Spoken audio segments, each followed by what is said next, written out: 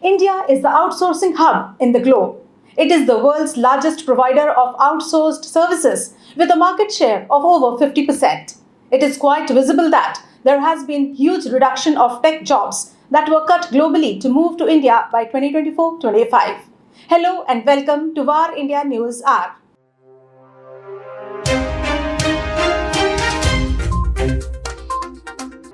India's outsourcing industry is worth over $150 billion and it employs over 4 million people. The current trend shows that there will be 30 to 40% of the more than 300,000 technology jobs lost to layoffs globally resulted the outsourcing work could love to the outsourcing hubs like India in the coming months. India has a large pool of skilled workers in the IT and tech-related sectors.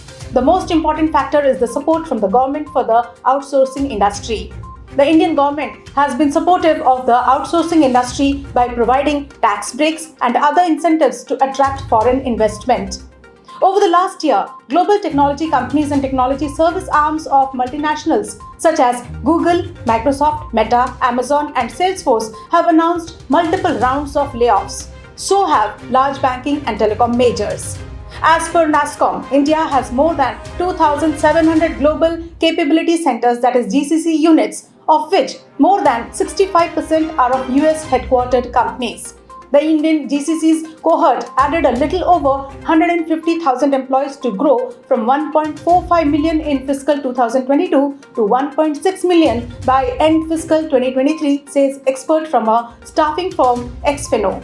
Another data from Exfino shows that while the India workforce of big tech companies accounts for about 17% of their global staff strength, it has grown by 35% in the last 12 months compared with 12% headcount addition in the rest of the world. The banking, financial services and insurance sector saw the next highest growth in headcount at 21%.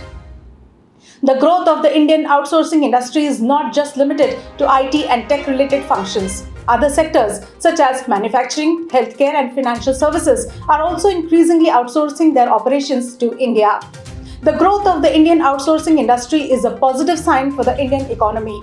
It shows that India is becoming a global hub for technology and innovation. It also provides opportunities for Indian workers to gain valuable skills and experience which can help them to move up the career ladder.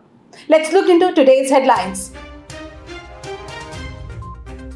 India approves $2.7 billion Micron chip testing plant. India's cabinet has given its approval for a $2.7 billion plan by Micron Technology to set up a semiconductor testing and packaging unit ahead of Prime Minister Narendra Modi's visit to the US this week.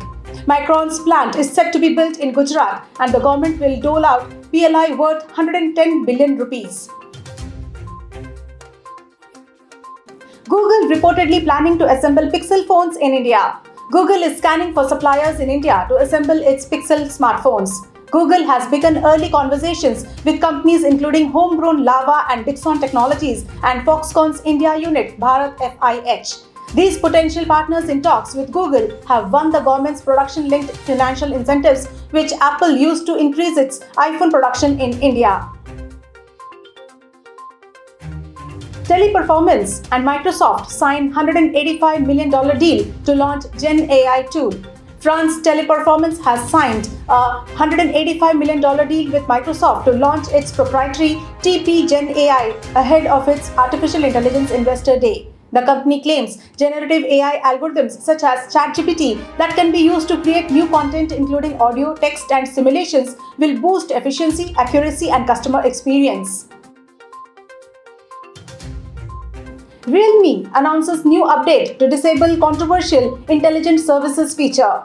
Realme is rolling out a new software update to disable the controversial enhanced intelligent services on select models.